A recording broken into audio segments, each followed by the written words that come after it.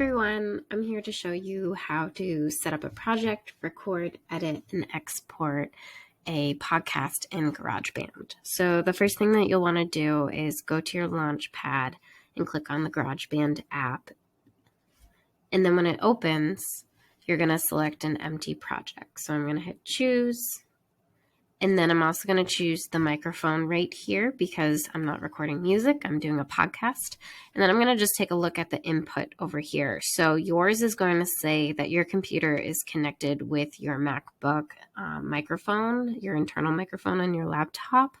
However, I have something that says Yeti X, and that's because the library has a podcasting microphone that is really nice. And if you want to enhance your podcast and try it out, it is something that I highly recommend. And it is something that you guys are welcome to come down to the library and use. It's a professional microphone that podcasters and streamers like to use. And to set that up, once you plug it into your laptop, you'll just have to change the input by going into your settings, clicking on sound, and then just making sure that your input says Yeti and not your MacBook Air microphone. So I'm going to click on create. And then I need to do a couple settings before I start recording because this is set up to record music at the beginning. So I'm going to click off these two purple buttons right here. And then I'm going to click on this arrow and switch it from beats and project to time. And by doing that, I can see how long my podcast is being recorded. And I'm sure that your teacher has a minimum or maximum amount of minutes that you need your podcast to be. So that will help you keep track of it. So here I have my audio. I know that my microphone's working because I can see this little green line moving up and down based on how my voice is going. And so let's say that I am ready to start recording. I want to give some background information on my topic. So I am going to start recording that. And to do that, I'm going to click on this red circle and it's going to start recording my voice. And I know that it's working because I have all these little voice lines right here going on. But I'm done recording, so I'm going to hit that button again. Notice that my bar keeps moving. I don't want that, so I'm going to hit my space bar, and that will automatically make it stop. Now, let's say I hate my recording. I maybe felt like my voice was a little weird, so I am going to delete that. And so to do that, I'm going to click on this space bar, like this little bar section right here, and then I'm going to just hit the delete button and it goes away. And then I can just do the same thing to re-record my background information. So let's say that I am happy with this second recording, so I'm going to stop it, and then I'm going to keep myself organized. So I'm going to click on audio 1 and I am going to rename this track, and I'm going to say that this is my background information. And this is going to help when we get to the editing stage. Sometimes people like to have everything all on this single bar right here, but that's just going to get confusing later on. So now I want to record my interview. So I'm going to hit this plus button, same thing, click on the microphone. And then now I'm going to select this. And so I can select between the two by clicking on them. So this one is going to be my interview. So I'm going to rename this interview. And then I'm going to move my bar so that it happens right after this first background information clip. And then I'm going to do the same thing. I'm going to hit record and notice that now they're on two separate lines right here. And so later on, I might feel like the space between these two is not good enough. So I can kind of like adjust that later on in editing. But right now, I'm just focusing on getting everything kind of recorded. So maybe I want to jazz up my podcast a little bit by adding either a sound effect or I want to add some intro music. So I'm going to do the same thing. I'm going to add a new track.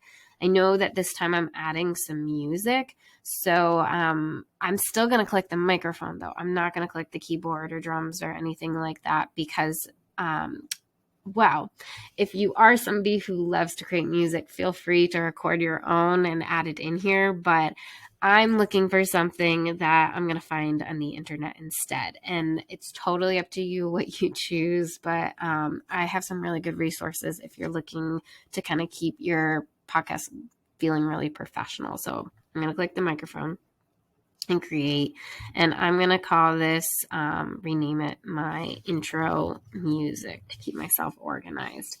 And then something that I recommend you guys looking at is something called Pixabay. So Pixabay is really great because if you use it, nobody is going to come and say that you are stealing their work because it is royalty free and you are allowed to use it for projects.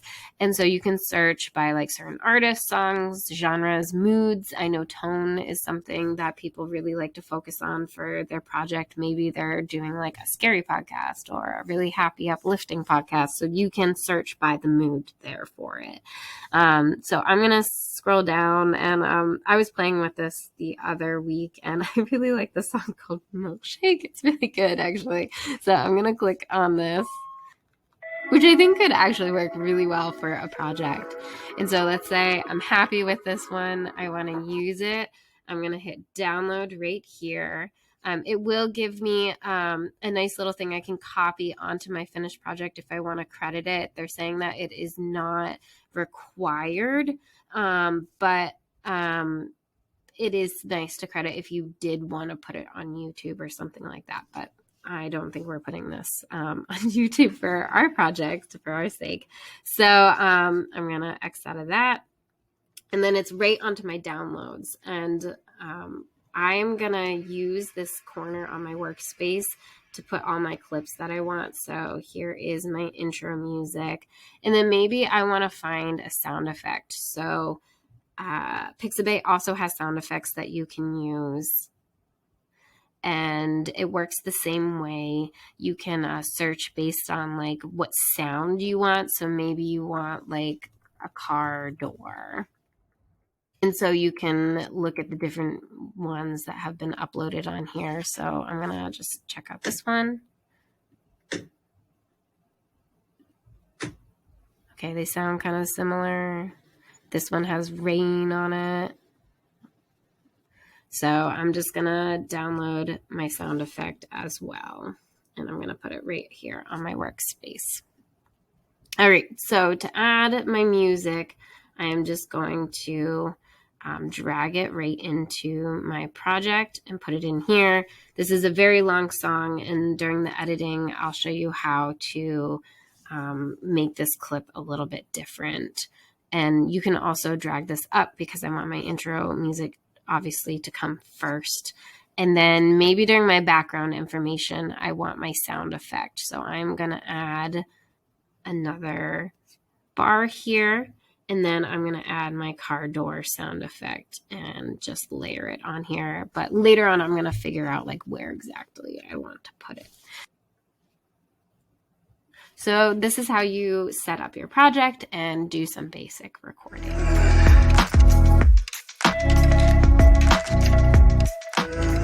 Do some editing. And at first, this can seem like really daunting or scary, but it's not that hard to do. So the first thing that we're going to work on is how do we reduce the amount of content within a clip. So I'm going to focus on this first one called the intro music. And I do not want to deal with any of my other clips right now. So I'm going to mute everything else. That way I don't get confused about what I'm working with right now. And when I hit the play button to kind of test the sound, I am not hearing the other clips playing at the same exact time because right now everything is layered. So I'm going to drag my clip to the beginning. I do not want my intro to be longer than about, let's say, 30 seconds long. That might even be too long. Maybe I'll do 15 seconds. So I am going to heavily reduce my clip. And the best way to do that is go to the end and just keep dragging it. And everything is being deleted from this end. And so I can keep doing that. Now, another thing that I can do is I can actually split the clips. So I do want my clip to end at, let's say, 20 seconds long. And so I'm going to keep my bar right here. I'm going to do a 2-finger click and say split at playhead. And so what that means is that this clip is now separate from the rest of this clip. And so what I can do is I can now delete it. So I can do a 2-finger click, delete, or I can just hit on my keyboard delete, and then it goes away. So now I have my intro right here. And then I want my background information to start after that. So I'm going to click this clip and I'm going to drag it so that it lines up right here, which then means that I need to move my sound effect right here. And then everything else needs to also get moved into the spot that I want it to be. So here's my interview. And I want it to play right after my background information. Okay, and then I have my outro music. So same thing, I'm gonna drag it from this end now because I want this to be deleted. And I'm gonna put it right after my interview. And I kind of want to layer it a little bit just so that as my interview is ending, then that means that my outro music will be playing at the same time. And then I kind of want to do the same thing with my credits. So it's always good to credit the people that are working on your podcast. A lot of professional podcasts will share who wrote or produced it. And I'm noticing that this clip is still way too long. So I am going to drag this. Actually, I do want the end part of it. I like how it kind of fades out at the end. So I'm going to actually split my clip again. So I'm going to go to about here. I'm going to find where my bar went. So this bar is really important. Don't lose it in your work. And so I'm going to put it right here. 2-finger click, split at playhead, and then I'm going to delete this. And so I need to move everything kind of back over. Okay. So now what I want to do is I want to adjust the sound because right now everything is at 100 volume. And so when this interview is going, I kind of want to fade into my clip. And so I don't want them to be competing with the volume. And so how we do that is we want to go up to where it says mix. And we want to say show automation. And so what that does is we now have this volume editing feature. So I am going to click, I really want to work on this clip. So I'm going to mute this one and then I'm going to bring this clip back. And now you can see that I have this yellow bar. And so I can move my volume based on the decibels. So I can have it be like extra loud. I can have it right at what the original track would be at 0. And then I can also have it fade down as well. And so I can just do it this way. Now, I don't want to adjust like the entire clip. I really want it to fade into the clip and then go back to my normal volume. And so what I want to do is click right here at this beginning point of the clip and notice that I have a dot here now. So I'm going to hit my command button on my keypad and create another dot. So you'll see this pencil appear if I hit command while I'm in this editing tool. So I'm going to click right about here.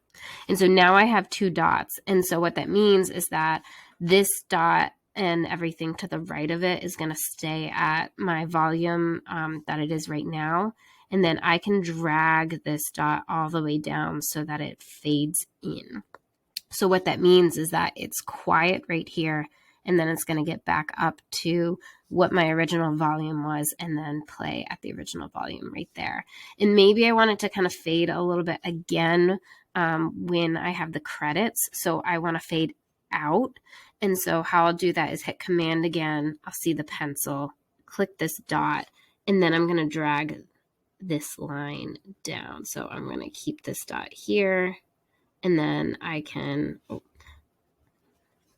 I forgot to put my dot at the other end. Oops. So I'm going to add that other dot here. And then that way I can move this down here. So what you'll essentially see is here is my quiet volume here. Gets louder. I want to drag this back up to my regular volume, and then it gets quiet. You can see it kind of going down here. And I can do that for my other clips, including my intro sound right here. So that is really like the basics that you'll need for editing. If you want to do some other cool stuff, there's tons of tutorials on YouTube, and then you can also ask me and I can help you out with this. But I want to unmute everything here. And then I am going to test out my sound, make sure it's completed, make sure my layers are where I want it to be. So when this background information is happening, essentially, I'm going to get out of the editing the tool for the volume right here by clicking on mix and then click off show automation. So just make sure that you have everything layered and done correctly in the way that you want it to be, and then you can export it. So instead of just clicking file share like you might with a document, you want to actually click on share and then export sound to disk. And what that does is it downloads it onto your desktop. So I'm going to say export sound to disk, and then I'm going to title this podcast project. Make sure it goes on your desktop. I want to have an MP3 that is kind of like turning your Google Doc into a PDF. It's just so that like every computer and everybody can play it. If you want to do the AAC, you can, but I recommend the MP3. So I'm going to hit export.